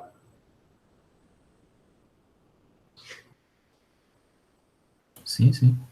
Percebe que é bem delicado, né? Tem bastante delicadeza. Eu posso ilustrar um pouco melhor aumentando o número de pontos. Vamos colocar aqui 20 pontos. Aí vocês veem um pouco melhor, né? Tá aqui, ó. O seno mais bem definido e o cosseno bem definido aqui também. E as transformadas nesse gráfico de pontinhos, os dois para cima aqui, os dois para baixo. Veja que a intensidade aqui, mais ou menos 10, que é 20 vezes mais ou menos meio. E aqui a intensidade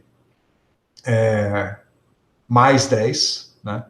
Que é o 10 vezes mais ou menos meio. Bom, para ser um pouco mais interessante aqui, né? Se a gente usa o forward para fazer a transformada de Fourier, na hora de fazer o gráfico, é interessante dividir pelo número de pontos, porque aí no gráfico fica mais consistente, né? Para fazer a conta, tem o lance que o Rafael falou, de que a escolha do forward, backward ou ortho tem que escolher aquela que deixa os seus pontos mais próximos da unidade, né, que não leva a números muito pequenos nem muito grandes. Mas para fazer o gráfico é mais legal a gente trabalhar sempre com a norma correta, né, para ficar com a cara do que seria a transformada de Fourier analítica, né. Então aqui eu divido por n só para ficar mais ou menos meio bonitinho. E aqui eu só chamar a atenção que eu sempre estou usando azul para a parte real e laranja para a parte imaginária. Então aqui a transformada do seno, ela sempre é imaginária, né? E a do cosseno, ela é real. Certo? Que é o que está aqui. É isso, gente. Entenderam os fundamentos? Alguma dúvida?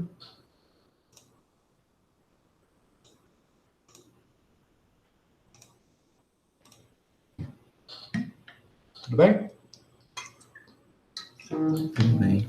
Na semana que vem eu vou passar mais alguns detalhes, explorar mais algumas características, algumas coisas que vão aparecer, que eu escondi aqui o jogo, vocês não perguntaram também, por sorte, por enquanto. Então, na semana que vem eu vou mostrar mais algumas peculiaridades que a gente tem que tomar conta aqui. Eu falo na semana que vem o que é, e vou explicar o que é o FAST na FFT, tá? E aí já passo uma lista na semana que vem. Então vamos tentar acelerar aí essa Monte Carlo e o Shooting Method. E eu vou criar uma conta no Google Classroom para a turma, para vocês enviarem as respostas da lista lá, tá? Para ficar organizadinho. E informo para vocês lá no chat. Vou colocar a data de entrega para quinta-feira que vem, tá? está todo mundo mais ou menos encaminhado. Quem tiver com dificuldade, me chama e conversa com seus colegas também. O Zulip lá está muito parado, vocês não estão conversando. Vocês podem criar um canal, acho que vocês podem criar canal. Alguém tenta para mim depois criar um canal, vocês mesmos, ver se vocês estão com autorização. Vocês podem criar um canal de discussão da lista e tirar dúvidas, fazer ligação para o outro. Não sei se vocês estão fazendo ligações via Google Meet ou o que for que vocês preferirem, para conversarem entre vocês, mas tentem conversar. Tem alunos que são mais experientes com programação e alunos que são menos experientes. Então, conversem para tirar dúvida, um ajudar o outro também, tá? Como se fosse conversa de corredor. E vamos tentar acabar até quinta-feira, que eu já vou na próxima aula, já vou passar uma lista. Deixa eu perguntar, o senhor quer que entregue a lista, tipo, como se eu tivesse feito a lista toda no Jupyter, ou o senhor quer que manda separado cada exercício? Não, manda separado cada exercício, que é mais fácil para eu corrigir. Tá? Vocês podem mandar como... Vocês fizeram no Jupyter, quem fez no Jupyter pode mandar o código do Jupyter, tá? Quem fez em .py, né, quem fez nos editores de texto, manda o código e manda as figuras. Pode mandar, para mandar as figuras, abre um arquivo no Word e cola todas as figuras como se fosse um relatóriozinho. Não precisa fazer um relatório, mas indica assim, né? Figura executada no caso tal. Só uma dica aqui, no Google Documents, se você pegar, bom, pelo menos do VS Code funciona, se você pegar o código do VS Code, copiar e colar no Google Documents, ele sai formatadinho, bonitinho, como se você estivesse olhando para o VS Code. E aí pode ir colocando, o que eu vou fazer é colocando as imagens, né? Coloca o código e as imagens.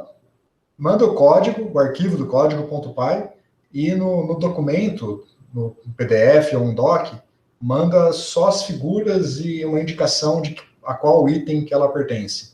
Exercício 2A, figura tal. Exercício 3B, figura tal. Tá? Simplesinho, só para eu poder acompanhar com facilidade.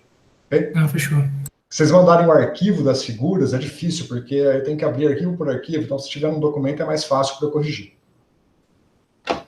Certo? Porque se for mandar do jeito que você falou, Rafael, só para comentar, copiar o código no Google Documents e tal, é mais fácil fazer no Jupyter. Mas aí a imagem você pode colar no Google Documents também, né? Mas no Jupyter já tem a imagem também. Já vem sim. Mas cada um, bom, me manda organizado para facilitar a minha correção. Esse é o ponto, tá? Quanto mais organizado, mais rápido eu corrijo. Beleza? Bom, é isso aí, gente. Então, até a próxima aula. Qualquer dúvida, entre em contato. Tem uma mensagem aí no chat. Tem? Opa. Streamatech. Sim, pode ser, Bruno. Pode mandar. Eu preferia que fosse exercício 1, 2 e 3 em arquivos diferentes. Poderia ser 3 arquivos Jupyter, tá? Mas se você fez tudo num só e já está pronto, tudo bem. Mas o ideal para mim é isso que o Bruno falou, fazer no Jupyter, que já inclui as imagens, e vocês põem a documentação, comentários em LaTeX. Né? Pode usar o LaTeX lá, fica tudo bem organizado. Eu prefiro no curso usar o Jupyter por causa disso. Acho que é isso. O que eu ia falar? Esqueci. Estava falando alguma coisa e acabei esquecendo. O que eu estava falando antes de parar aqui? Ninguém lembra? Sim. Eu não vou passar exercício de FFT ainda, mas quem quiser se adiantar, dá uma lida no livro do Isaac Wang, na seção de FFT, porque tudo que eu discuti está lá, e detalhes que eu não discuti ainda, ele vai estar discutindo lá também. Eu acho que a maneira com que eu apresentei aqui é melhor do que a maneira que ele apresentou lá, mas uma visão complementar sempre ajuda. Então, dê uma lida no Isaac Wang para pegar os detalhes que eu acabei de apresentar aqui também. Beleza? E então, até a próxima aula. Até bom final de semana. Valeu, falou. Falou, Bom final de até semana. mais. Vocês também.